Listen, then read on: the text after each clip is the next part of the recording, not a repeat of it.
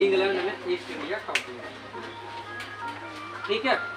East India company कहाँ था? England में। और वहाँ के उस समय महारानी थी एलिजाबेथ।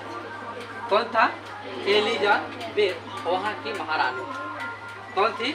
एलिजाबेथ। जो ईस्ट इंडिया कंपनी था उसने कहा कि महारानी साहिबा आप एक काम करो, आप जो है ना ये बिजनेस का सारा के सारा कारोबार जो है ना आप मेरे को दे दो। और दूसरी बात, आप एक ऐसा नियम बना दो कि इंग्लैंड की कोई दूसरी कंपनियां जो है वो हमारे साथ व्यापार ना करें। नहीं समझे? यानी कि इस क्षेत्र में सिर्फ मैं बिजनेस करूंगा और मेरे अलावा कोई और बिजनेस नहीं करेगा, ऐसा मांग किया। कौन? East India company. और किससे? इंग्लैंड की महारानी एलिजाबेथ से।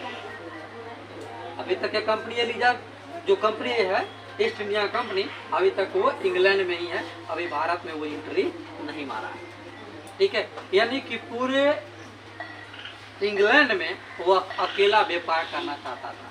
मनसूबा समझ रहे हैं? हम अकेला व्यापार करेंगे। अब आपका सामान खरीदने वाला भी नहीं कोई है, आपका सामान बेचेगा कौन? ठीक है।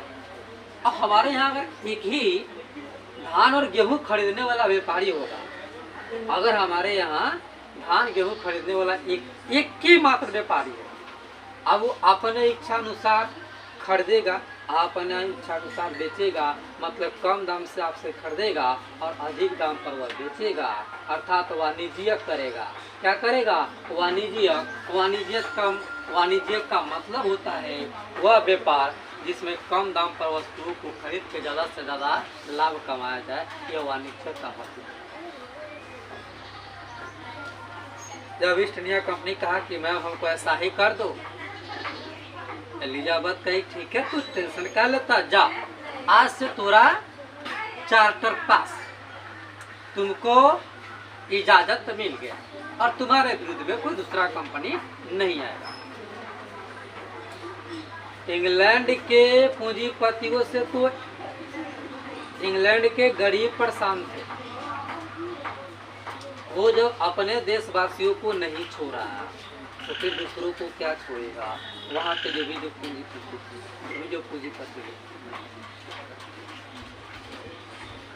ईस्ट इंडिया कंपनी को मिल गया इजाजत एलिजाबेथ की तरफ से, जो इंग्लैंड की महारानी थी।